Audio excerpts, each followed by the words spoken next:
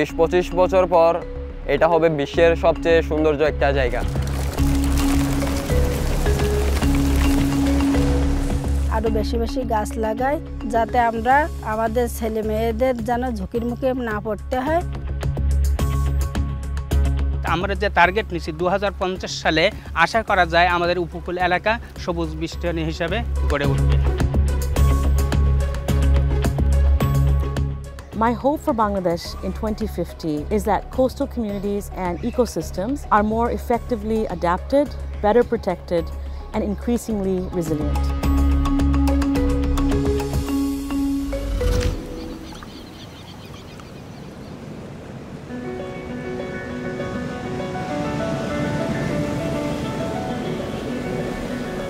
আমি মোহাম্মদ আব্দুল্লাহ, আমি কক্সবাজার কলাতলিতে থাকি। আমার বয়স হচ্ছে 17 বছর। আমি কক্সবাজারের সন্তান। আমি সার্ফিং করতে খুবই ভালোবাসি। সমুদ্রের ঢেউ, বাতাস আমার কাছে অনেক প্রিয়। মাত্র 9 বছর বয়সে সার্ফিংয়ে হাতেখড়ি মোহাম্মদ আব্দুল্লাহর। পৃথিবীর দীর্ঘতম সমুদ্র সৈকত কক্সবাজারে বেড়ে ওঠা তার। শৈশব থেকেই সমুদ্রের সাথে এক নিবিড় যোগাযোগ। এই সমুদ্র হচ্ছে আমার আবেগ এক ধরনের। আমি সমুদ্রকে অনেক ভালোবাসি। আমার মন খারাপ থাকলে আমি সমুদ্রতে চলে আসি।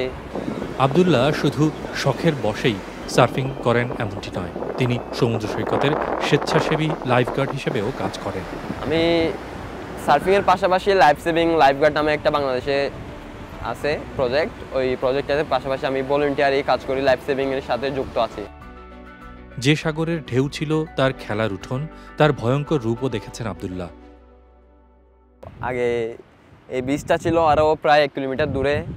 সো এখন ঝাউ গাছগুলো সব চলে গেছে, ভেঙে গেছে, পানি এখন অনেক কিনারায় চলে আসছে। এই বীজটা অনেক বন্যার কারণে অনেকভাবে ভেঙে গেছে। আব্দুল্লাহ সার্ফিং শেখেন মোহাম্মদ সাইফুল্লাহ সিফাতের কাছ থেকে। 37 বছর বয়সী সিফাত গেল কয়েক দশকে সৈকত ও এখানকার পাহাড় প্রতিবেশ বদলে যেতে দেখেছেন। সো এই পাহাড়গুলোর সৌন্দর্য নষ্ট হয়ে গিয়েছে। কারণ হচ্ছে এই যে প্রতি বছর অনেক বেশি বৃষ্টি হচ্ছে, প্রাকৃতিক ঝড় হচ্ছে, এই পাহাড়গুলোতে আস্তে আস্তে ভাঙন হচ্ছে। একটু ভাঙন হলে পরবর্তী বছরে এটা আরও বড় করে ভেঙে পড়ে। সে আসলে আমরা যে দেখেছিলাম, যে সৌন্দর্যটা দেখেছি, এটা এখন নাই। তোমরা যখন বড় হবা তখন হয়তো এই পাহাড়গুলো যদি এখন থেকে যদি এখানে প্রাকৃতিকভাবে এটার যত্ন নেওয়া না হয়, অনেক বেশি গাছ লাগানো না হয়, তাহলে মনে হয় আগামী 10-15 বছর পরে এই সৌন্দর্যটা আরও নষ্ট হয়ে যাবে। ছোটোবেলায় অনেক উঁচা বালির ডিবি ছিল, তারপরে অনেক ঝাউ গাছ ছিল, তারপরে সাগরলতা ছিল, যা এখন অনেকটাই বিলুপ্তির পথে। এর কারণ হচ্ছে জলবায়ু পরিবর্তনের কারণে সাগর অনেকটা ক্লোজ হয়ে গিয়েছে। সাগর আগে দূরে ছিল, এখন অনেক কাছে চলে আসছে। অনেক কমিউনিটি বাস করত সাগরের পারে, এখন ওই কমিউনিটিগুলো বিলুপ্ত হয়ে গিয়েছে। বাংলাদেশে প্রতি বছর অন্তত একটি সাইক্লোন বা ঘূর্ণিঝড় আঘাত হানে। সম্প্রতি এই হার বাড়ছে।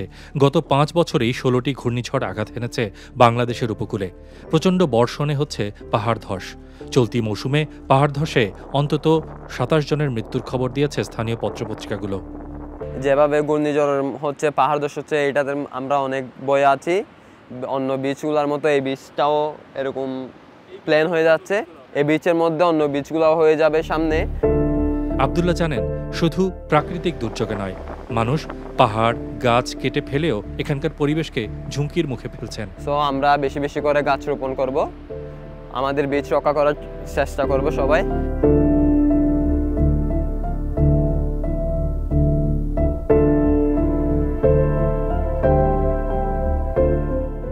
প্রায় 300 কিলোমিটার দূরে পৃথিবীর সবচেয়ে বড় ম্যানগ্রোভ বন সুন্দরবনের কোল ঘেঁষে সাতক্ষীরা শ্যামনগর উপকূলে রাবেয়া সুলতানার বাড়ি।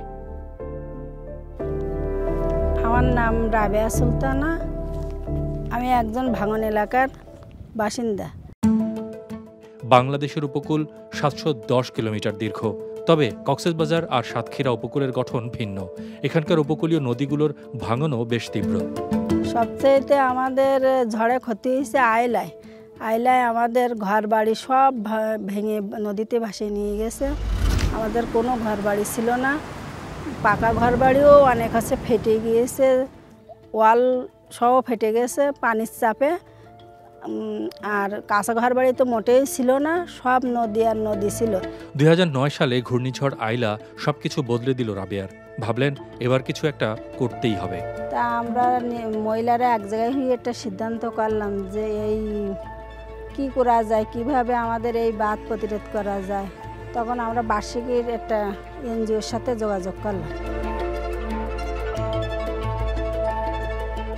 তখন ওরা হচ্ছে গিয়ে আমরা সবাই একটু পরামর্শ করলাম যে যদি আমরা রাস্তার কানায় গাছ লাগাই তাহলে তো বারবার দুর্যোগ আসলে আমরা কিছুটা বাঁচতে পারবো। বার্ষিক আমাদের এই ঘেরা আর এই জাল দিছিল, তাইতে ঘেরা দিছি। আর আমরা মহিলারা এই বিচি সংগ্রহ করে কেওড়া বাইন বলে এই বিচিগুলো আমরা এই জায়গায় 6000 বিচি ছড়ানোর পরে এই ছোটো ছোটো চারা বেরিয়েছে, এইগুলো আমরা নারীরা দেখাশুনো করি, সেইভাবে এই রাখিছি।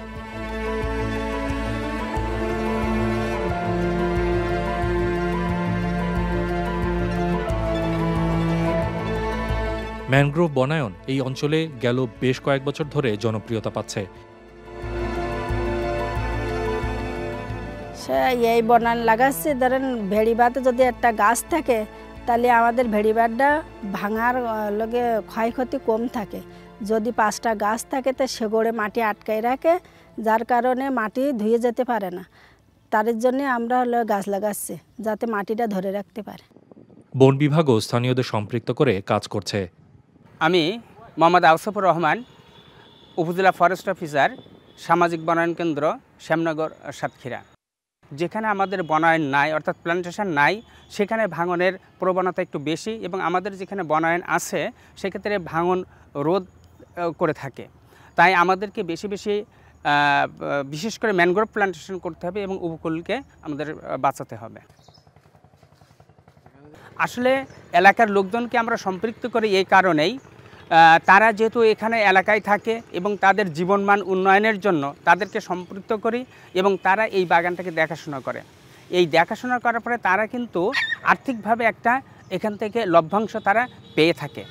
আর সাথে সাথে আমাদের জলবায়ুর যে বিরূপ প্রভাব, এই প্রভাব মোকাবেলার কারণে আমাদের বনায়নকে যাতে আমরা সঠিকভাবে অর্থাৎ সফল করতে পারি, এই জন্য তাদেরকে আমরা সম্পৃক্ত করে থাকি। বিশেষ করে নারীদেরকে আমরা সম্পৃক্ত করে থাকি।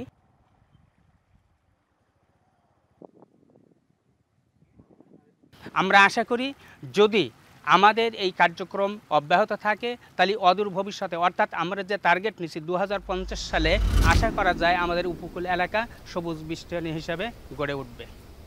কিন্তু শুধু ম্যানগ্রোভ বন কি পুরো উপকূলকে রক্ষা করতে পারবে? I'm Sharna Kazi. I'm a senior disaster risk management specialist at the World Bank.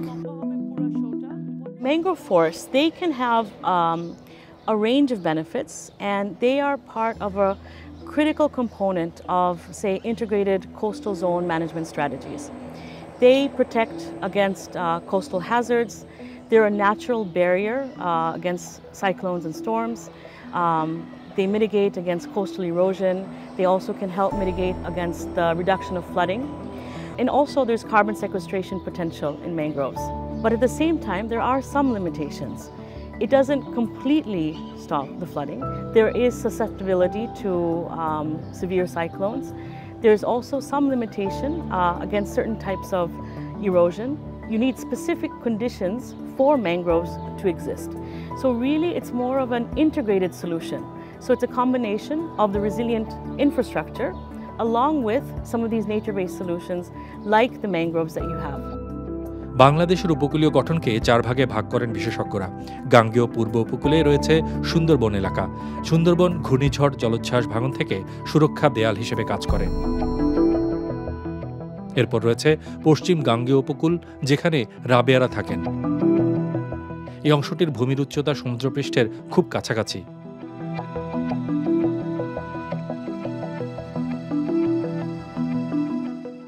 এরপর মধ্যাঞ্চল, মেঘনার মোহনা।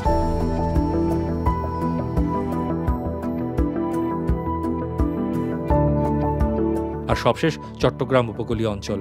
বিশ্লেষক স্বর্ণা কাজী বলেন, এই 4 ধরনের উপকূলে 3 ধরনের ভাঙন হয়। একটি উপকূলীয় নদী ভাঙন, আরেকটি মোহনার ভাঙন ও সবশেষ সমুদ্র তীরের ভাঙন। Right now, there's about 27% of the coastal population that is at a major risk of a flood, a 100-year return period. By 2050, this could range to about 35%. Erosion can be driven by dynamic interplay of natural forces like tides, waves, river discharge, and sediment transport. Cyclones and monsoon events, these also further exacerbate the process of riverbank erosion. বিশ্বব্যাংকের এই বিশ্লেষক ও তার দলের গবেষণায় 2050 সাল নাগাদ বেশ কয়েকটি উদ্যোগের পরামর্শ দিচ্ছেন। এর মধ্যে পূর্ব ও মধ্যাঞ্চলের জন্য 2 থেকে 3 স্তরের প্রতিরক্ষা ব্যবস্থা রয়েছে। So what is effective is you have a combination. Again, you have embankments as a line of defense. They provide some kind of physical barrier against the high tides, storm surges, wave attacks, protect the inland areas from inundation. You have the mangrove forests. You can position them strategically. তার উপর উপকূলীয় নদীগুলোর মাঝখানে dredging করে সেই মাটি দিয়ে বাঁধের পরে বর্ধিত জমি তৈরি করা। এতে নদীর পাড়ের উপর চাপ কমবে।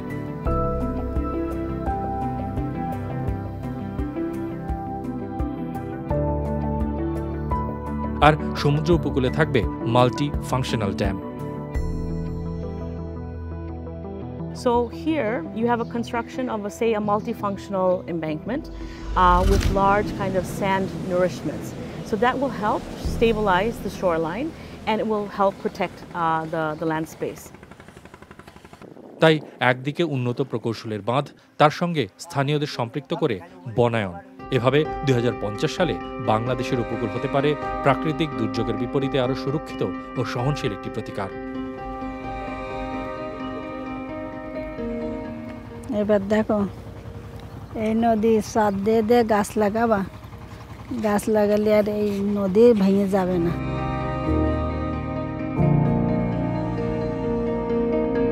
চারা লাগাও দিনে দেখি ওই জায়গায় ওইভাবে আমরা যেভাবে লাগাইছি।